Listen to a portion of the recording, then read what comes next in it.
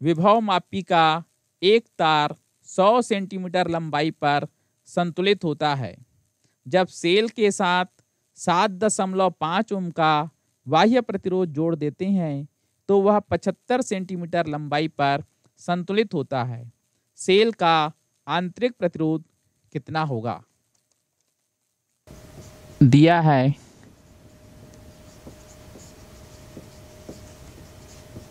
संतुलनकारी तार की लंबाई L1 बराबर 100 सेंटीमीटर, बाह्य प्रतिरोध कैपिटल R बराबर 7.5 ओम,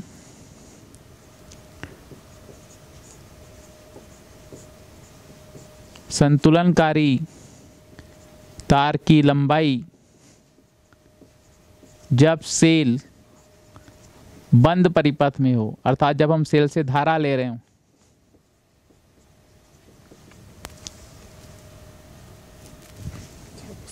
खत्म हो गया।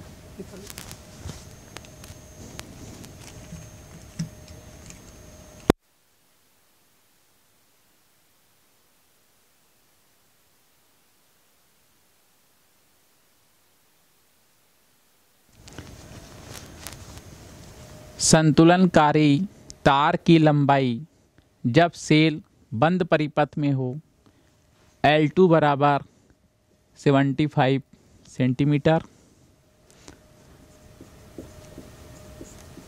सेल का आंतरिक प्रतिरोध स्मॉल r ज्ञात करना है। आपका सूत्र है small r equal to capital R L1 upon L2 minus 1। Capital R की वैल्यू 7.5, L1 की वैल्यू 100, L2 की वैल्यू 75 माइनस 1। 7.5 25 से डिवाइड कर दिया मैंने इसको, 25 4 जा 25 7 जा, एलसीएम ले लीजिए 3 4 माइनस 3, तो आपका हो जाएगा 7.5 इंटू 1/3। सॉल्व करेंगे 2.5 ओम।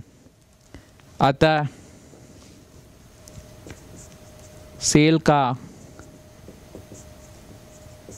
आंतरिक प्रतिरोध स्मॉल r बराबर 2.5 ओम होगा।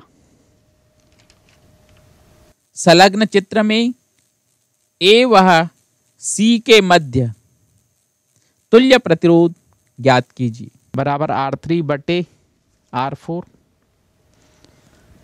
इसलिए दिया गया परिपथ व्हीटस्टोन सेतु के समान है। जो परिपथ दिए थे वो व्हीटस्टोन सेतु के समान है, इसलिए B व D के मध्य 10 ओम का परिपथ से कोई धारा नहीं बहेगी।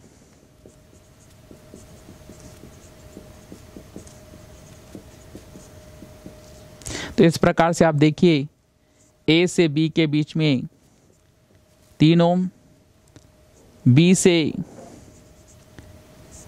C के बीच में 3 ओम, A से D के बीच में 3 ओम, फिर D से C के बीच में 3 ओम, जिसको हमने इसको नाम R1, इसको हमने नाम R2, इसको हमने R3 और इसको हमने नाम दिया है R4। तो R1 व R2 श्रेणी क्रम में है, उसका तुल्य प्रतिरोध R डैश बराबर 6 ओम, R3 व R4 ADC में श्रेणी क्रम है। उसका तुल्य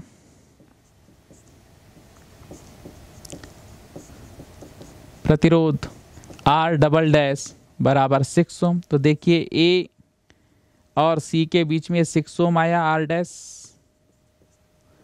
और ये आपका फिर ए और सी के बीच में फिर आया ये 6 ओम R double dash. R dash व R डबल डैश समानांतर क्रम में है, इसलिए परिणामी R dash into R double dash plus R dash into R double dash, तो ये आपका 6 ओम इंटू 6 ओम अपन 6 ओम प्लस 6 ओम, तो ये आपका 36 अपन 12 ओम बराबर आपका 3 ओम। इस तरह जो कॉम्प्लिकेटेड परिपथ दिया था आप उसका तुल्य परिपथ बनाएंगे हर बार, और उसको हल करना फिर आपको आसान होगा। इस चीज़ का आपको ध्यान में रखना है, और इस प्रकार से इसका परिणामी प्रतिरोध जो आता है 3 ओम आता है।